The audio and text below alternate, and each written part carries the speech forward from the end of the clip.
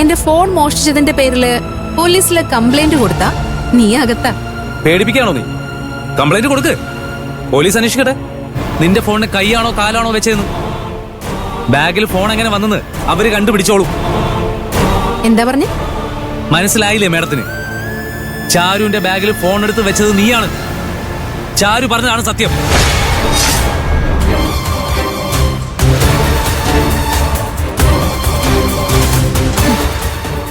ഞാൻ നിങ്ങളുടെ റൂമിൽ വന്നോ? നിങ്ങളുടെ ആരുടെയെങ്കിലും ബാഗ് ഞാൻ എടുത്തോ? അറ്റ്ലീസ്റ്റ് നിങ്ങളുടെ അടുത്ത് പോലും ഞാൻ വന്നിട്ടില്ലല്ലോ. എന്നെങ്ങനെ ഇവളുടെ ബാഗിൽ എന്റെ ഫോൺ എനിക്ക് വെക്കാൻ പറ്റും?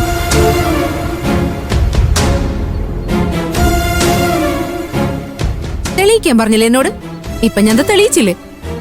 ഇനി അതിനുള്ള മറുപടി പറ.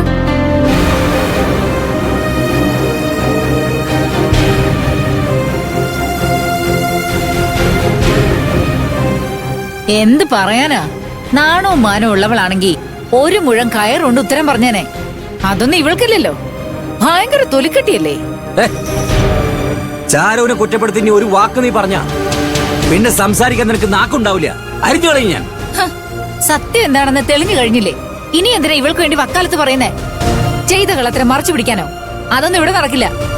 ഇവള് കളിച്ചതേ എന്റെ മരുമോൾക്കെതിരെയാ.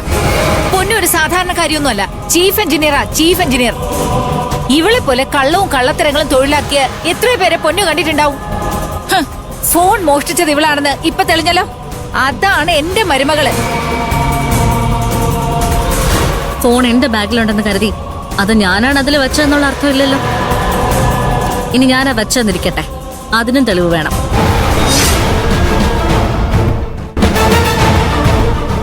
ഇല്ലെങ്കിൽ ബാഗിൽ നിന്ന് ഫോൺ എടുത്തവള് തന്നെയാണ് വെച്ചതെന്നും പറയേണ്ടി വരും. നിർത്തടി. നിന്നോടൊക്കെ ഞാൻ എന്ത് പറയാനാ? നിന്നെ കുറ്റം പറഞ്ഞിട്ട് കാര്യമില്ല. നീ പറയുന്നത് കേട്ട് തുള്ളുന്ന ഇവനുണ്ടല്ലോ, നിന്റെ ഭർത്താവ്. ഇവനെ പറഞ്ഞാ മതി. എടാ അരവിന്ദേ, ഇപ്പോഴെങ്കിലും നിനക്ക് മനസ്സിലായോ പൊന്നു പാവമാണ്, നിരപരാധിയാണെന്നൊക്കെ?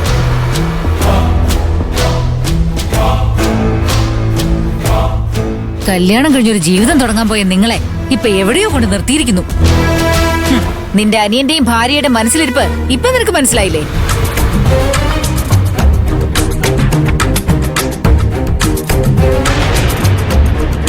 നീയും പൊന്നു സന്തോഷത്തോടെ ജീവിക്കരുത്. അതിനു വേണ്ടിയാ രണ്ടും കൂടെ ഇങ്ങനെ ഒരു കഥ മെനഞ്ഞത്. ശ്രേയ മോളോട് നിന്റെ മനസ്സിൽ വെറുപ്പുണ്ടാക്കിയത് മനസ്സിലാവുന്നുണ്ടോ നിനക്ക്?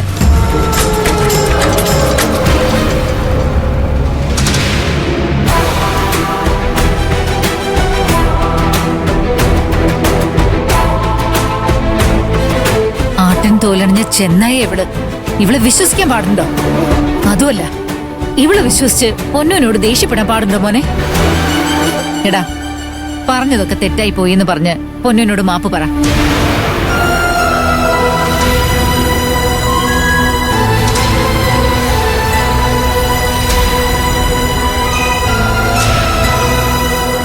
വേണ്ട ആന്റി, അരവിന്ദ് എന്നോട് മാപ്പൊന്നും പറയണ്ട.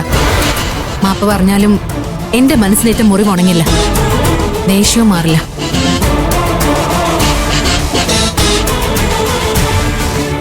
അങ്ങനെ പറയല്ലേ മോളെ. എന്റെ മോന് വേണ്ടി ഞാൻ മാപ്പ് ചോദിക്കുക. ഇവനൊരു ശുദ്ധനാ. ആരെന്ത് പറഞ്ഞാലും കണ്ണടച്ചങ്ങ് വിശ്വസിക്കും. എന്തെങ്കിലുമൊക്കെ വിളിച്ചു പറഞ്ഞു എന്നല്ലാതെ മനസ്സിലൊന്നും വെക്കില്ല. മോള് എല്ലാം മറക്കണം.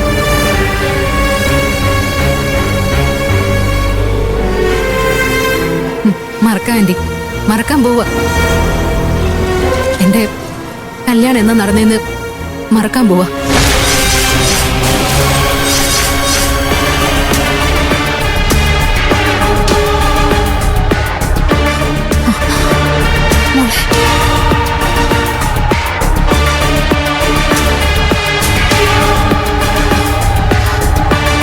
മോളെന്തിനാ ഇങ്ങനെയൊക്കെ ചിന്തിക്കുന്നേ?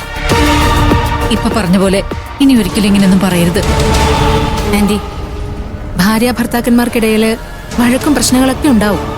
പക്ഷെ സംശയം വരാൻ പാടില്ല. അതൊരു ക്യാൻസർ പോലെ പടരും.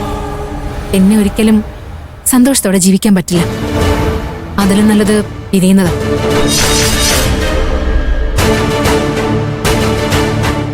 മിസ്റ്റർ അരവിന്ദ്, ഡിവോഴ്സ് നോട്ടീസ് ഉടൻ തന്നെ വരും. ഞാൻ പോവാ. ഓക്കെ. മോളെ, പൊന്നു, മോളെ പോവല്ലേ? പൊന്നു, മോളെ ഇവിടെ നിക്ക്. ഞാൻ പറയുന്നതൊന്ന് കേക്ക്. പോവല്ലേ മോളെ, മോളെ പോവല്ലേ? എടാ മോനെ അരവിന്ദ്, അവളോട് പോവല്ലേന്ന് പറയടാ.